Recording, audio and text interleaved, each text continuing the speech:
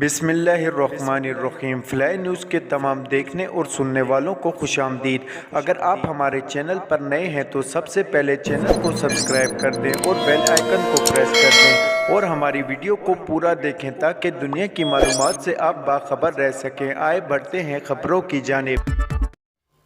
جماعت اسلامی نے بجلی کی قیمتوں میں اضافے کے خلاف بروز ہفتہ 2 ستمبر کو ملک گیر ہڑتال کا اعلان کر دیا۔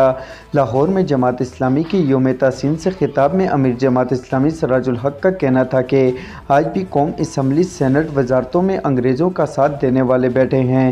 ملک میں مہنگائی معاشی دہشت گردوں کی وجہ سے ہے۔ حکمرانوں نے شوگر ملز اور جائیداد میں اضافہ کیا۔ اگر کسی قوم پر ایٹم بم استعمال ہو تو وہ اٹھ نہیں سکتی، لیکن اخلاق تباہ ہو جائے تو کبھی نہیں اٹھ سکتی۔ نگران وزیراعظم انوار الحق کاکڑ نے عوام کو زیادہ سے زیادہ ریلیف دینے کے لیے اقدامات کی ہدایت کر دی، تاہم بجلی بل کے ستائے عوام کو فوری طور پر ریلیف دینے کا آج فیصلہ نہ ہو سکا۔ نگران وزیراعظم انوار الحق کی زیر صدارت بجلی کے باری بلوں کے خلاف ہونے والا اجلاس ختم ہو گیا اور یہ اجلاس 2 گھنٹے سے زائد جاری رہا۔ اجلاس میں وزارت بجلی نے ترسیل اور نرخوں کے معاملے پر بریفنگ دی اور بتایا کہ بجلی کی قیمتوں کا تعین نیپرا کرتا ہے اور بجلی کی قیمتوں میں رد و بدل کنزیومر پرائس انڈیکس کے تحت ہوتا ہے۔ اسلام آباد میں بجلی کی قیمتوں میں اضافے کے خلاف احتجاج پر جماعت اسلامی کی مقامی قیادت کے خلاف مقدمہ درج کر لیا گیا۔ بجلی کی قیمتوں میں اضافے کے خلاف جماعت اسلامی نے احتجاج کیا۔ شہریوں نے ٹائر جلا کر ایکسپریس ہائی وے کو ٹوک کالا خان کے مقام سے بند کر دیا۔ احتجاج کے باعث روڈ بند، گاڑیوں کی لمبی قطاریں لگ گئی۔ دوسری جانب اسلام آباد پولیس نے گزشتہ روز بارہکاؤ میں احتجاج کرنے پر جماعت اسلامی کی مقامی قیادت کے خلاف مقدمہ درج کر لیا۔ کوئٹہ چینی حکومت کی جانب سے گوادر میں تعلیمی نظام کی بہتری میں خصوصی دلچسپی لی گئی۔ ڈسٹرکٹ ایجوکیشن افسر ڈی ای او گوادر نے گوادر پورٹ کے جی ایم ایڈمنسٹریشن زاوڈونگ اور دیگر حکام کے ساتھ میٹنگ کی، جس میں گوادر کے اسکولوں میں چین کے تعاون سے جاری منصوبوں کی پیش رفت کا جائزہ لیا گیا۔ بلوچستان حکومت کی جانب سے جاری اعلامیے میں بتایا گیا ہے کہ دوران اجلاس ڈی ای او کی جانب سے گوادر کے 1200 طالب علموں کے لیے پیکیج کا منصوبہ پیش کیا گیا۔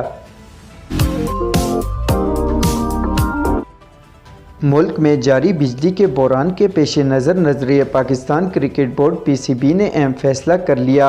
کراچی میں ہونے والے پی سی بی مینجمنٹ کمیٹی کے دوسرے اجلاس میں کمیٹی نے ملک بھر میں اسٹیڈیمز کے لیے شمسی توانائی سے بجلی حاصل کرنے کی منظوری دے دی۔ پی سی بی کے ترجمان کے مطابق اسٹیڈیمز کو شمسی توانائی پر منتقل کرنے کا فیصلہ مستقبل کو مد نظر رکھتے ہوئے بجلی بچانے کے لیے کیا گیا۔ آسٹریلیا میں فوجی مشقوں کے دوران امریکی فوج کا ہیلی کاپٹر گر کر تباہ ہو گیا، جس کے نتیجے میں 3 فوجی ہلاک ہو گئے۔ شمالی آسٹریلیا کے علاقے ڈراؤن سے 60 کلومیٹر دور میولس آئلینڈ کے قریب یہ حادثہ پیش آیا۔ میڈیا رپورٹ کے مطابق آبزرویٹ 22 ہیلی کاپٹر میں 23 امریکی فوجی موجود تھے اور حادثے کے نتیجے 3 فوجی ہلاک ہو گئے، جبکہ 5 کی حالت نازک بتائی جا رہی ہے۔ Chairman Pakistan Tehreek Insaf P T I Imran Khan کے وکیل اور قانونی امور کے ترجمان نعیم احمد کا کہنا ہے کہ عمران خان 1000 سال جیل میں رہنے کو تیار ہیں۔ ایک بیان میں نعیم حیدر کا کہنا تھا کہ چیئرمین پی ٹی آئی کو جیل میں قید 22 دن ہو گئے، اعلیٰ عدلیہ نے انہیں قید کرنے کا فیصلہ غلط قرار دیا تو جیل میں گزرے دنوں کا ازالہ کون کرے گا۔ نعیم حیدر کا کہنا تھا کہ عمران خان 1000 سال جیل میں رہنے کو تیار ہیں، لیکن قوم انہیں ایک لمحہ جیل میں نہیں دیکھنا چاہتی۔ ان کا کہنا تھا کہ عمران خان کو ایسے فیصلے میں گرفتار کیا گیا جس میں قانونی طور پر 1000 غلطیاں ہیں۔ آئین کسی کی غیر قانونی گرفتاری کی اجازت نہیں دیتا۔ اقوام متحدہ یو این نے داعش اور اس سے وابستہ دیگر دہشت گرد تنظیموں کو پڑوسی ملکوں کے لیے بدستور سنگین خطرہ قرار دے دیا۔ غیر ملکی خبر رسال ادارے کے مطابق اقوام متحدہ کی انسداد دہشت گردی کے ادارے کے عہدیداران نے سلامتی کونسل کو بتایا کہ داعش اور اس سے وابستہ تنظیمیں بشمول کالا دم، Tehreek Taliban, Pakistan, T T P, NATO جیسے ہتھیار سے لیس ہیں۔ اقوام متحدہ نے خبردار کرتے ہوئے کہا کہ یہ تنازعات والے علاقوں اور پڑوسی ملکوں کے लिए संगीन खतरे का बायस है।